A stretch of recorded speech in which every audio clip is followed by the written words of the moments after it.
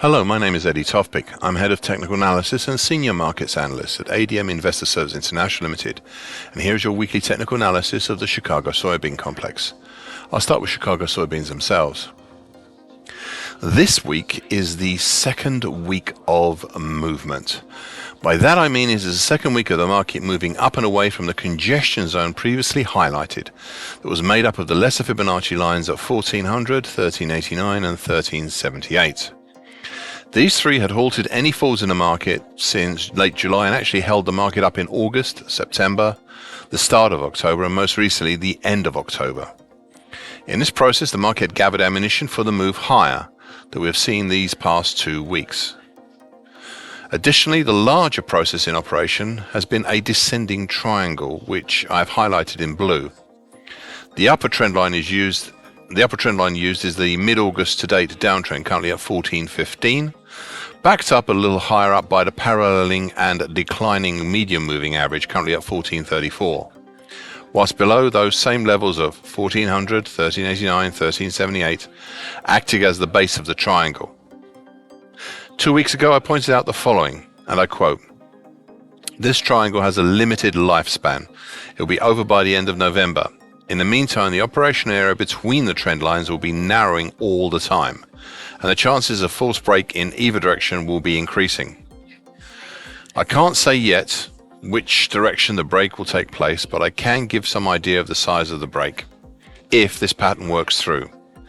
If the market makes a confirmed break above the downtrend line, then the primary target area for such a move would be a $1.15 above the confirmed break level. And a secondary harder to achieve target area would be a $1.75 above the confirmed break level.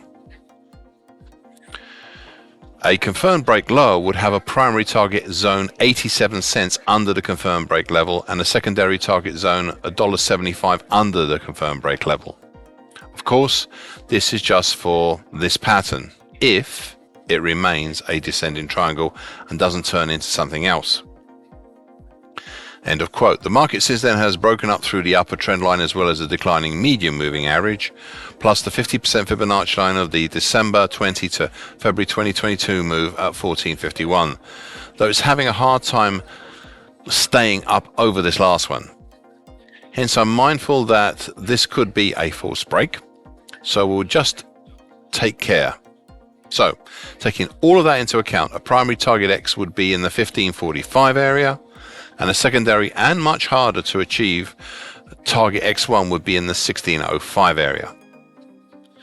So what have we topside that might get in the way? Well, to be honest, not much, which is why I'm a little surprised and concerned that prices have not moved higher than they have.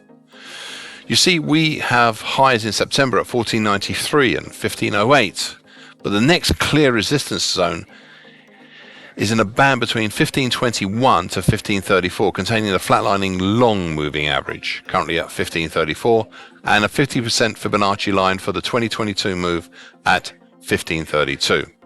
So, for the second week, it all now very much depends on whether the current market break higher is a true break or a false one. Chicago soybean meal. We have had here for a number of weeks now, and continue to have, different patterns, not so much melding with each other, but rather crashing in and out of each other. The main pattern has been the May to date seemingly broken, but not quite broken, then not quite broken, ascending, expanding wedge pattern, something I pointed out many weeks ago.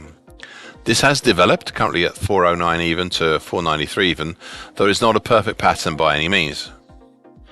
The latest on this is another breach on the downside of spending most of this week back above and inside the pattern. The very recent action has been capped by the short medium moving average, currently 414.80, and we are cautiously approaching the lower trend line once again. Well, were until a few minutes ago. Interestingly, the lower trend is also the neckline of another pattern, the huge December 2021 to June 2022 head and shoulders continuation pattern, currently 409.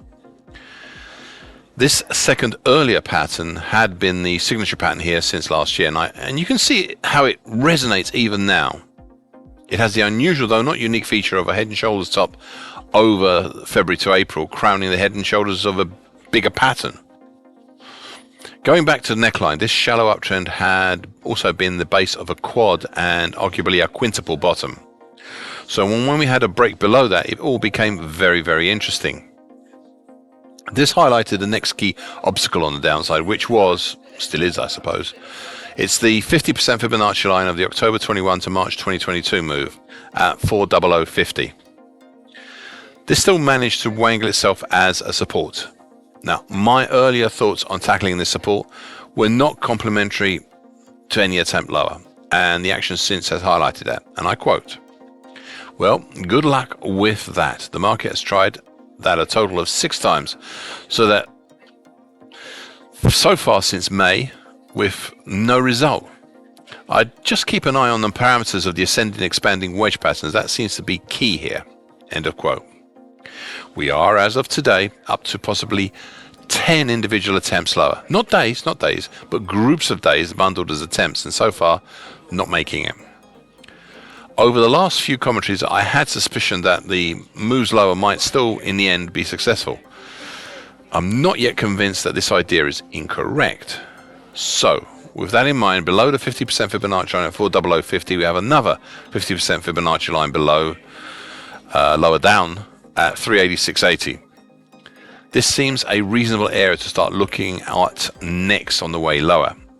I'd also previously placed some ideas on the downside. Thus, for the ascending expanding wedge pattern, the primary target X will be in the 367 zone, and a secondary harder to achieve target X1 will be in the 342 zone.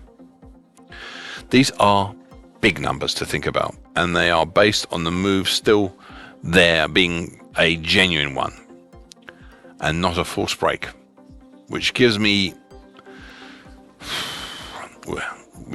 what we have seen in October is still open to interpretation. The key recent features here have been the weekly key reversal up, made 3 weeks ago, and also the bow tie formation 2 weeks ago, both highlighted on my daily chart. And that's between the rising short moving average, currently at 68, a little bit 1790 at the moment. The gently rising short medium moving average, currently at 6752. And the flatlining medium moving average, currently 6571. This is not a perfect bow tie formation, as the medium moving average was declining, but it is worth considering, especially in the light of that weekly key reversal up and the subsequent higher action. Especially the market moving and stabilizing above the rising long moving average, currently at 69.83. So, in a bow tie formation, not only does the market have a tendency to move in the same direction that the moving averages exited the bow tie, in this case mainly higher, but after 15 to 20 sessions after the crossover, that is between the 15th to 22nd of November, we should see the start of a major move in the next direction of the market, whatever it may be. So I hope that is all clear. Other than those points, we have also seen the market during October move above the lower tie, currently 69.96, highlighted in blue on my daily chart, of the December 21 to June 22 bullish Andrews pitchfork, under which the market had hung like so much washing since late September. The last resistance that the market challenge had been the 50% Fibonacci line for 2022 at 71.97, as well as the 2008 previous all-time high, currently at 72.67. Despite pulling back a bit, so far we have not had a single close below it. Further down we have a support now, the June 2021 high at 70.33, which had previously successfully capped the market back in late June and mid and late August, and again in mid-September. Looking above, well, resistances have started to become sparse. We do have resistance from the middle time of the December 21 to June 22 bullish shift pitchfork, currently at 75.79, which I have highlighted in red on the daily chart. And then congestion from May and June at 76.25 to 73 to 78 even, plus the 79 area. There is the one final point I'd like to discuss, and which I've highlighted these past 2 weeks and also mentioned in my earlier commentaries.